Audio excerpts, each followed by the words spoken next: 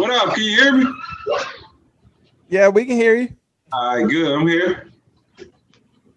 We're gonna press record because before the show, we usually do like before the show starts kind of stuff. So like when Marvin's like cracking a fool, we record it and put it on there. As of like right now, he's even though we're supposed to be doing an interview with a famous NFL player. Hey man, I was modifying I'm not setting my gym up. I had to do some work in my gym. I can't help that I have a state-of-the-art facility in my house, man. Okay, you got a state-of-the-art facility. You got to do work sometime. You know, funny story. I told everybody that I'm going to have Kenny Smith on the show. And everybody was like, "So how did you get the guy from TNT to come on?" I was like, no, former New Orleans Saint. Even though I'm a Falcon fan, I won't hold it against you. Hey, I understand the rivalry, dog. I'm down here working on the state-of-the-art facility, man. Yeah. You know what I'm saying? Man, boy. I'm down here in my lab. Man, you got it there, boy. No wonder you looking like that. You see the sauna in the corner. Then we got the balls over there, the rack with the bands and everything else. Oh, yeah, you in there. Yeah, man. Got the treadmill upstairs. I bought it for her for a Christmas present, so she some big ass bar. Wait, time out. You bought your wife workout equipment? Yeah, I bought her a treadmill. Man, you don't want to have sex, do you? Man, listen, man. When I tell you I've been training so hard, man, Brian never been in that good a shape. I believe. He did this last week with Santonio. I swear to God, watch the video. Hey, man. I'm proud of all that hard work. I know you don't understand what a six-pack look like other than some King Cobra, but what's off today, man? I ain't been too long. Came from the golf course. It's about an hour away. I'm ready, boy. I'm ready. I forgot. I'm talking to a multimillionaire too. This is wow. Who, Marvin? No, you. I was about to say which one of us. All right, so y'all ready to get started? Yeah, let's get it. Let's do it. Ladies and gentlemen, welcome to another episode of the Marvin Constant Show. I'm here with my co-host, Joseph, the man himself. Well, Joseph don't want to talk, so it'll be all right. He's probably somewhere drinking some King Cobra or some Schlitz malt liquor or something. I don't know what he's doing. He's somewhere in his hold on. I wasn't ready. Hold on. Hang on. Can we start that over one more time? Yeah. Okay, go ahead.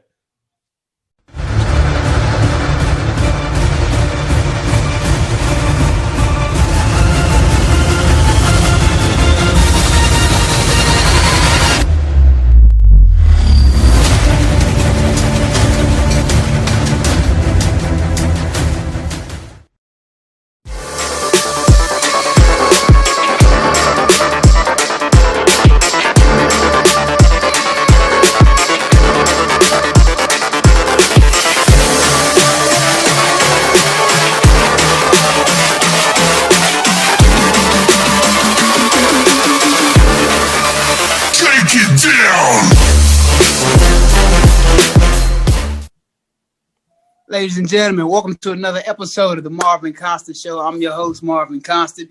I'm here with my co-host, Joseph. Hopefully he's not somewhere drinking some Old E or some Magnum 12 this time. Marvin Constant, ladies and gentlemen, the hardest hitting mofo to ever put on the pads at the University of Alabama. How you doing? I'm good. Had a great workout today, representing that 40-plus strong. We got to keep it tight, you know what I'm saying? Got to keep these 20-year-olds in their place. Got to let them know what it is. Speaking of 40-plus strong, if you don't have your copy of Physical and Mental Fitness at 40-plus, please go to Amazon.com right now. Pick up your copy, or you can go to 40plusstrong.com right now, and he'll personally sign your autograph. Now, you'll probably have to pay for it like I did, but if you're one of his friends or colleagues or somebody you like, he may give you a discount. With that said, I do have some news from the other place. I know nobody gets this news from anywhere else in the country, but SEC Network calls me, wants to know my source. I tell them it's Bubba from Coleman, Alabama. With that said, getting psyched up for the Tennessee Auburn game, Gus Malzahn has decided to take up karate. Why y'all laughing? This is serious news. Why did Gus take up karate? He's taking up karate. And matter of fact, him and his sensei has gotten so close. His sensei, his property name Sensei Hu Flung Dee Dong, has personally become very close that Gus Malzahn bought him a car. Guess what kind of car he bought him? What kind of car? A Kia.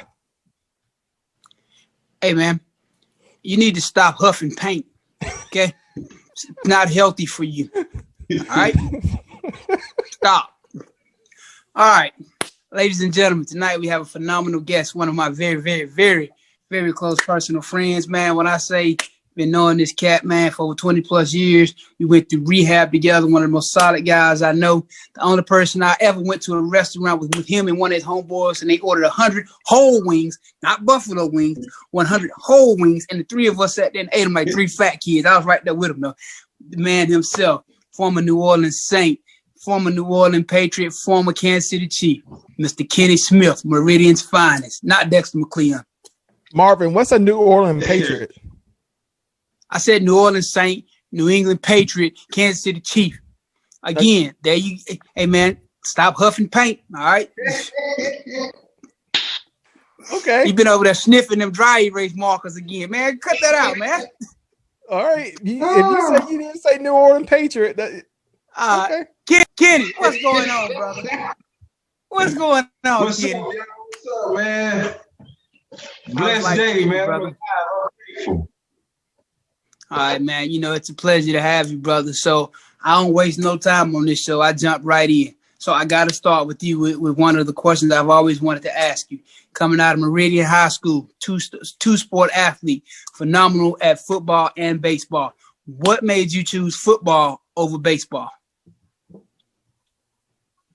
I would say one day out of the practice, my high school coach, I think a couple of us was taking pictures to be dead and dozens. You know, we were taking our dead and dozen pictures, and so Jackie Sherrill was in Jackie Slater, the offensive lineman that played with the Rams.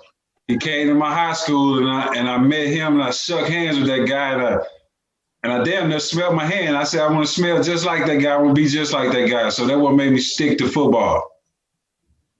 All right, so you stuck to football. Yeah, I stuck to football.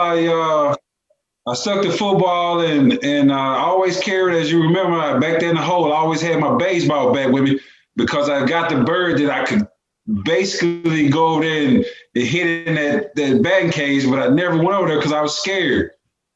So that's why I stuck to football, man. Hey, man, you know, it happens, but you come from Meridian, Mississippi, a town that's known for one of the greatest football players to come out and they played in the NFL, Dexter McCleon. What role did Dexter play, if any at all, in guiding you in the direction that you went going to college and in the NFL?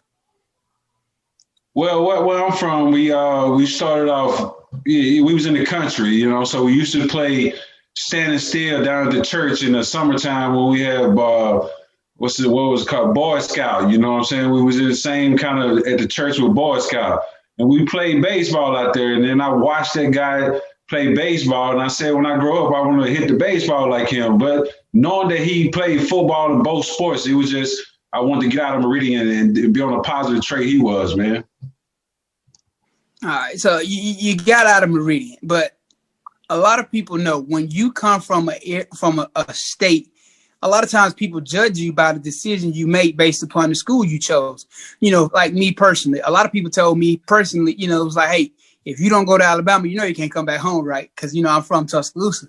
And I seen it happen to my cousins. I seen it happen to a lot of my friends.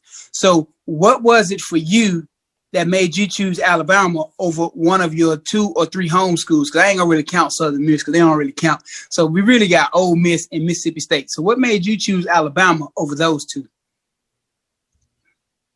Well, I think Bama had the bigger stadium, and my high school stadium. My high school was kind of like on the Mississippi schools. You know, it was kind of on the same layout, so that kind of threw me off. And going to a Mississippi State game, I was down there when that guy fell out the air and hit the ground. So that kind of threw me off from Mississippi State and them damn cowbells. I couldn't focus on hearing what the offensive lineman was saying with them damn cowbells, so that threw me off. But but the reason why I got excited at Bama, man, I had my eyes on Bama when I was going somewhere and I opened up a magazine and I saw Michael Myers, and that dude was at JUCO and he went to Bama, was a Playboy All-American. I said I want to go play next to that guy. I wanted to go with competition. I didn't want to go where there wasn't no competition. That guy's a beast, game changer. My God, one of the most underrated defensive linemen.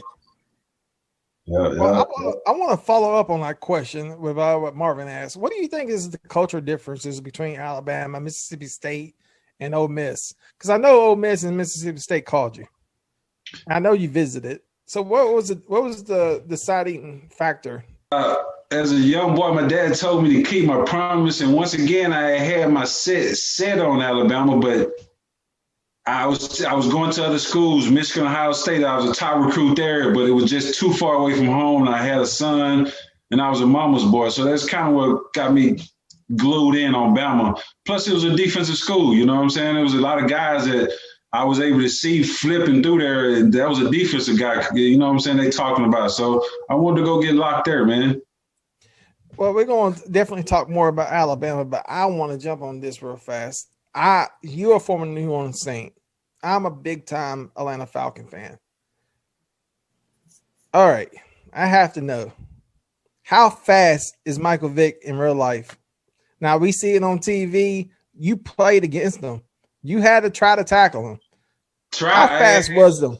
Hey, I'm from Bama, dog. We don't try to do nothing, dog. We make that happen, dog. I sacked that boy. Tell him again. Tell him again. Hey, I sacked him I told myself before that game, dog, if he get anywhere close to my mitts, dog, he was going down. And he thought I was going to go for that spin. He spin right into these mitts. I wish I could find it because it was on the internet. It was a rock song, Let the Bodies Hit the Floor. And that was the play in the Georgia Dome with me just grabbing and locking him up. And they took me out the game next play. I was so aggravated to this day. I didn't see, hold on, Marvin. I didn't see that game because I'd never seen a Saint tackle Marvin. I never seen a Saint tackle Michael Vick a day in my life, unless he was playing with the Eagles. Probably the old man blinders you got on right now while you didn't see him. Looking like you on a Blue Blockers commercial. Yeah. For my son, Blue Blockers. Look at here. Hey, yeah, that was a hot time with that right there because I ain't get him when we played in Music City. Did he play in the Music City Bowl, Marvin?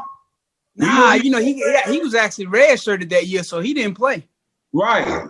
Yeah. I was geeked, man, to get my paws on that dude, man, and I swiped at his leg a couple of times, but I wasn't able to get him. You know what I'm saying? But that second, third year, boy, he spent off, man, and shit. I got some cloth, man. He was not getting out of them grips. All right, so I want to go back to your college days. You suffered a knee injury on the play before I suffered my knee injury. For you, what was that whole experience like, and how did it mentally affect you as an athlete moving forward? I thought my career was over. When they told me it was hurt, I actually asked them, can I use the bathroom? And I went in the bathroom and tried to do some jumping jacks. And I felt it, but it didn't slip out of place. You know what I'm saying?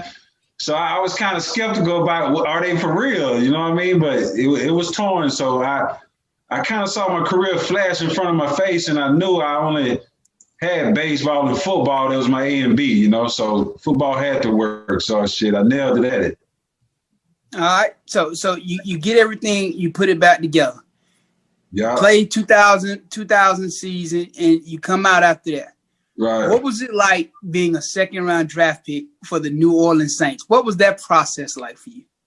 It was on. I remember I had a little draft party at the crib, and once again, my mom, I knew she was going to cook for everybody, and I didn't know. I heard whispers, you know what I'm saying?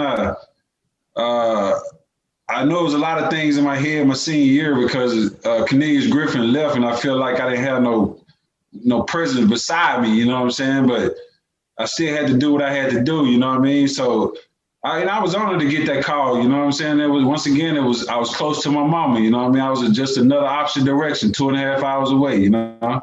So I was stoked. Yeah, I would imagine so. Playing for the Saints, that's an amazing fan base. And I got to say, hands down, that all-black uniform, that's one of the coldest football uniforms I've ever seen. That black and gold is phenomenal. I can only imagine what that experience was like. So, after you leave the Saints, you play for a few other organizations. What was the best organization that you played for and why? Patriots. Yeah. Get off Tom Brady nuts, man. I don't like Tom Brady. It's hard to beat out Foxborough, man. Them guys, from the people cleaning your locker to the people that feed you, man, it's A1, man. And to me, I was down there, you ain't got to do nothing but focus on your work. You ain't got to go to the grocery store. You want to go to the grocery store because you want to be seen, you know what I mean? Down there, it's about focusing, about football, you know what I mean? So as far as the city, I love the Saints. I love the city here in New Orleans, you know what I'm saying, playing for a city like this, and that dome get crunk up. But the organization, as far as a whole, man, it's hard to beat them guys down there in Foxborough. With the places I went, it's hard to beat them. Now, I got first of all, I'd like to comment on Marvin's accusation of me liking Tom Brady. I've never liked Tom Brady ever since the year 2000, since Michigan beat Alabama in the bowl game. But some of the stories I've heard, Alabama was out partying. Maybe they don't matter, man. What we did. Hey, man, that was 20 years ago. What we were doing back then it's not even relevant. Hey, anyway, I was on a good ass side though, boy. I'm talking about we was enjoying ourselves. That is true. As a young kid, I saw y'all at the Legion Field. What stadium did you enjoy playing more, Legion Field or Bryant-Denny? Well, when it filled with that crimson, man, you 45 minutes an hour between each other, man. I think both of them were. It was a good place, but being down in Tuscaloosa, man, I hate we was the first part of them boys that in the record books of losing them boys down there 69. So it's hard to kind of say, but I miss Legion Field. But you know what I mean? It was just that trip and knowing that we was one too far away. But I don't think you can beat Tuscaloosa, man. Well, can't beat it. Well, this question, Marvin's, even though he don't like to admit it, he's half owner of this great YouTube channel. But Marvin one time was a guest on this show. One of my questions I asked him, I'm going to ask you, why do we hate Auburn?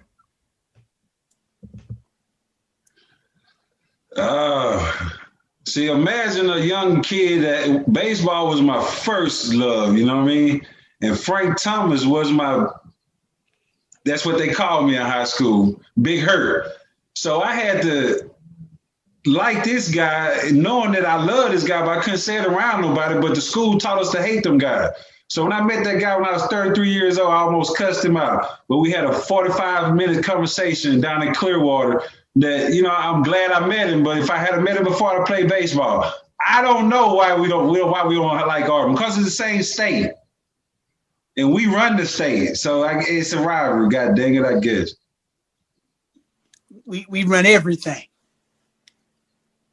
Yeah, I remember we had to go meet. We drove somewhere in my second year, and Bo Jackson was down there. It was Auburn guys and Alabama guys. And I got into a word battle between them. You know what I'm saying? Because I didn't understand why the hell we going out here with these guys to do a camp. You know what I mean? I thought we were supposed to like each other.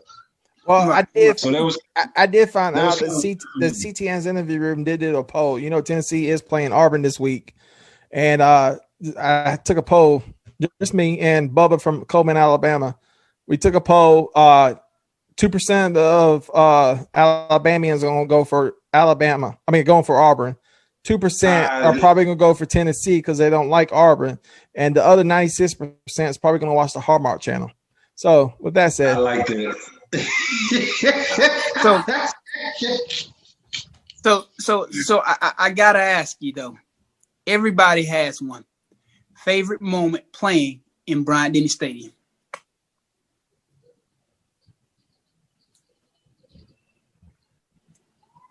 Man, when you make a big play, man, and you know everybody looking at you, it's hard for a big moment, but to pick out one big moment. But that day, dog, that we was on that field, I think when T. Martin came down there, and I think I said it was a big play. Man. I'm talking about. You talking about the game where I had like 18 tackles in a sack? That game? Oh yeah, I remember that game. Yeah, that's the game that me and you act the fool on. Yeah, you're right. Show you right. Yes, sir. Show you right. Yeah. Yeah, man. You know, it's been a lot of great memories had in Bryant-Denny.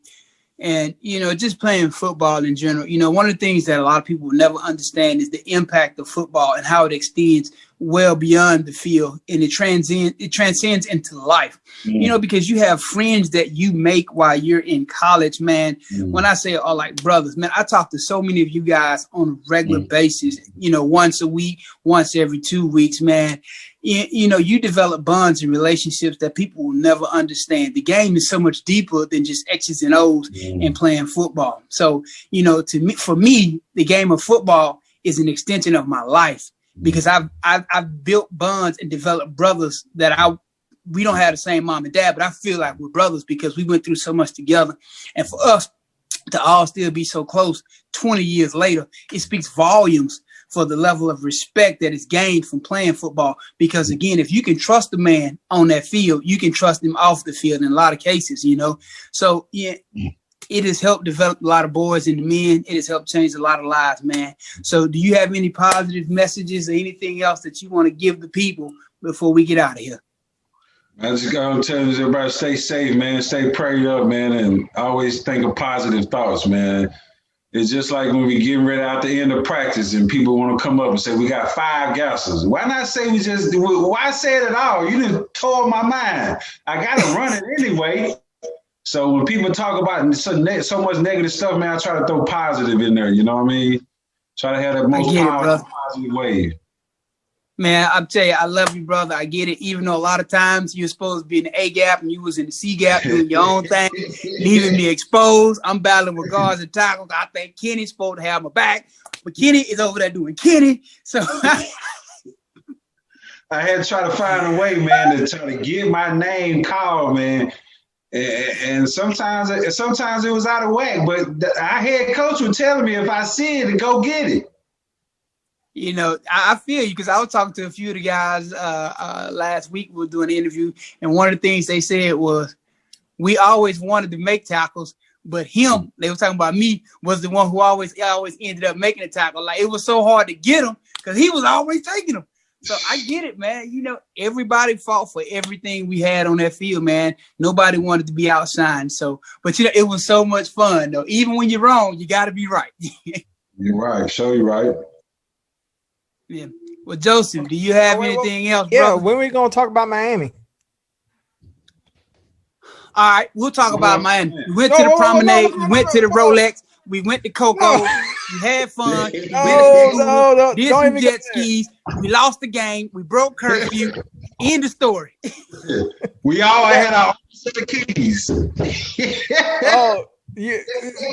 I don't know if you haven't seen it. To everybody who hasn't seen it, you can probably see it at the end of this video. You can click on it. Marvin and San Antonio Beard were talking about Miami, and I was sitting there like, "What? Why we lost? Like, Jesus loves me." And I was, you know, as a fan, I want y'all Alabama to win every game. All right, because y'all had a curfew or something. Man, listen, I'll tell you how much fun we had in Miami. I'll sum up Miami with one story. After we were allowed to drive to Miami. So it was 6 of us in a minivan that we drove from Tuscaloosa to Miami. We were supposed to turn in the keys to the van when we got there. Needless to say, that didn't happen. So it was a lot of adventures going on with that van. It was some nights when I'm looking for the van because I'm trying to go do something, but somebody else then took the van. Right. Yeah. And on our last night after we lose the game, Jamie Carter, bless his heart, we get in the van the next morning, get ready to drive back to Tuscaloosa. I'm getting ready to drive because I didn't go out that night because I was mad anyway because I didn't get to play because I was hurt. So I went to sleep. So I'm finna drive the first leg for us to go back to Tuscaloosa for Miami. But here comes Jamie Carter. Man, I got it. I'm going to take care of the first leg. They've been out partying all night. We didn't get out of Miami city limits. All I hear is, Constant, you ready to get the wheel? That boy got dog side already. Hey, bro, we ain't even out the city limits yet, and you up there dozing off. Yeah, that pretty much sums up Miami. Kenny, on a personal level, man, you're somebody. I say this to everybody because Kenny, if it wasn't for Marvin, got an opportunity to meet some of you guys. So I'm always indebted to Marvin for allowing me to meet you guys. But I mean, you're somebody that I used to watch in the NFL because you play for the Saints. I'm a big Falcons fan. Mm-hmm. But I want to say this, it's an honor and a privilege to get to meet you. I remember watching you play at Alabama. I remember watching you play with the Saints. You had a pretty decent NFL career, and the fact that you took some time to come talk to us, man, it means a lot. And I'm not going to just say thank you to you. I want to say thank you to Marvin for this opportunity. With that said, Marvin, you want to close us out? This is your show. I so appreciate you, bro. Salute to you, man. Thank you again, brother. And we definitely gonna have to get together soon, man. Ladies and gentlemen, it's been real. It's been another episode of the Marvin Constant Show with the legend, the man himself, Mr. Kenny Smith, one of my most esteemed friends, guys. When I say, man, great guy, man. Hey, thank you, brother. Man, get off. Hey, get off Kenny's balls, man. Like you be on Belichick's and Tom Brady's? I'm not a Patriots fan. I'm a Falcons fan. Why would I like the Patriots? That's even worse. That means you jock riding a team that's never won a Super Bowl that's trash. Our trophy case is empty. You've been jock riding Matt Ryan and all those bum coaches that they've had over the years. The Falcons ain't won nothing. The Falcons couldn't punch their way out of a paper bag. You know what? And you keep campaigning for this ass whooping, you're gonna get nominated. Hey, man, listen, I live right outside of Atlanta and I stay talking trash. You know what I'm saying? All right. So, well, that's I'm just saying, hey, listen, man. This is all I'm gonna say, Joe. The Falcons are trash, man. You do know that, right? I'm not gonna say that. You gonna say what? I'm not gonna say the Falcons are trash. Why not? They have bad coaching. Look who we got. We got Julio Jones. We got Calvin Ridley. I mean, the Falcons are trash. Look who we got. Hey, listen, man. We got Gurley. I'm gonna send you one of these shirts right here, and you can wear this around. How about that? I'm gonna send you one of those. Right. Wait, I ain't gonna talk about when. This is an Alabama football show. When did this come from down to like the Atlanta Falcon? Hey, now we're talking about rise up, no fall down.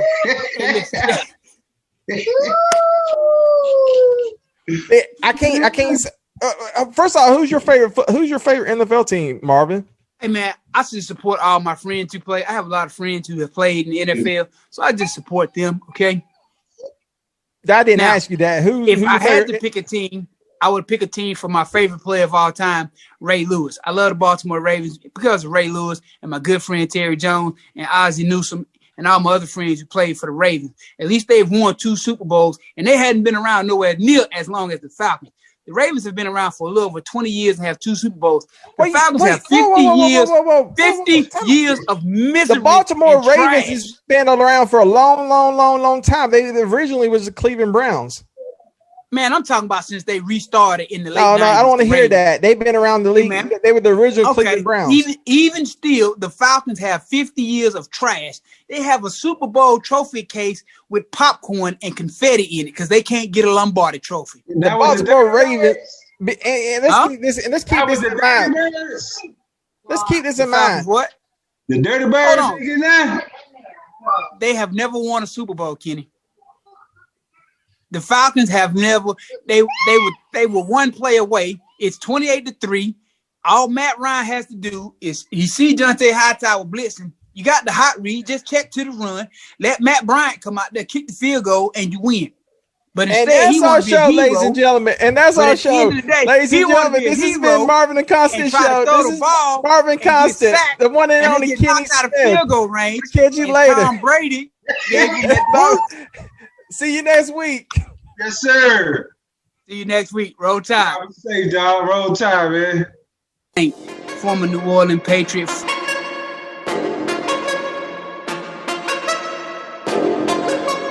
Former New Orleans Patriot. Former New Orleans Patriot. Former New Orleans Patriot. Former New Orleans Patriot. Former New Orleans Patriot.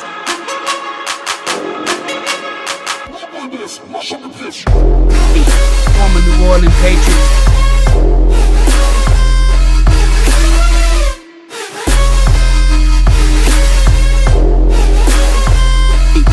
New Orleans Patriots. Former New Orleans Patriots.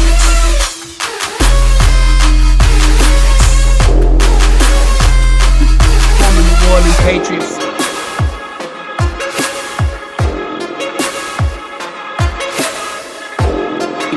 Former New Orleans Patriots.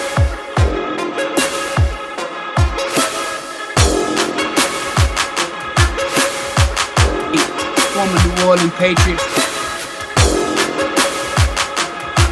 Former New Orleans Patriots. Former New Orleans Patriots.